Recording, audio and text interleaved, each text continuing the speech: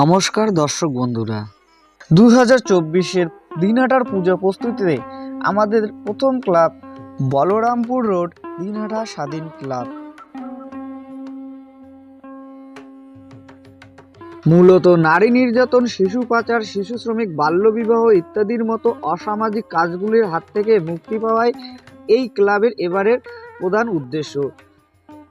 তাই এই ক্লাবের এবারের থিম অর্ধ আকাশের আর্তনাদ। প্যান্ডেলটি সম্পূর্ণরূপে তৈরি হলেও আলো না থাকায় ভিতরের ফুটেজ নেওয়া সম্ভব হয়নি।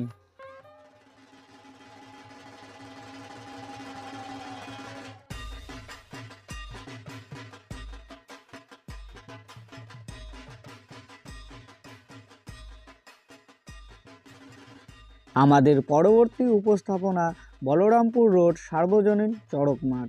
থিম সত্যম শিবম সুন্দরম।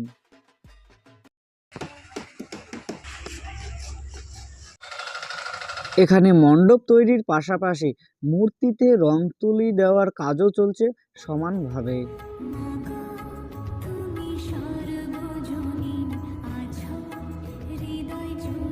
উত্তপ্ত ভুলক।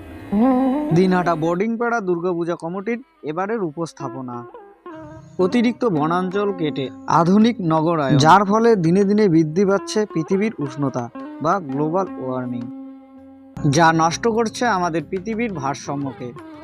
আর এই সচেতনমূলক বার্তাটি হয়তো গোটা বিশ্বর কাছে পৌঁছে দিতে চাচ্ছে দিনহাটার বোর্ডিং পাড়ার এবারের এই পূজা মণ্ডপটি। আমরা এখন শহীদ কর্নারে। আমাদের সোনার বাংলার সোনালী আঁশ বা পাট দিয়ে তৈরি হতে চলেছে এই পূজা মণ্ডপের মণ্ডপ সজ্জা।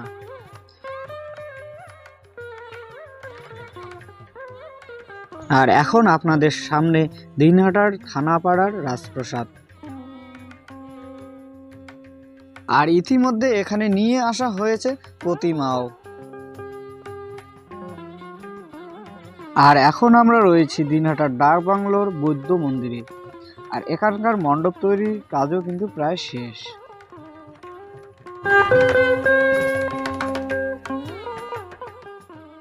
আর এছাড়াও দিনহাটাতে রয়েছে আরও অনেক ছোট বড় পূজা, যা একটি মাত্র ভিডিওতে তুলে ধরা সম্ভব নয়। আর আজকের ভিডিওটি এই পর্যন্তই। নমস্কার।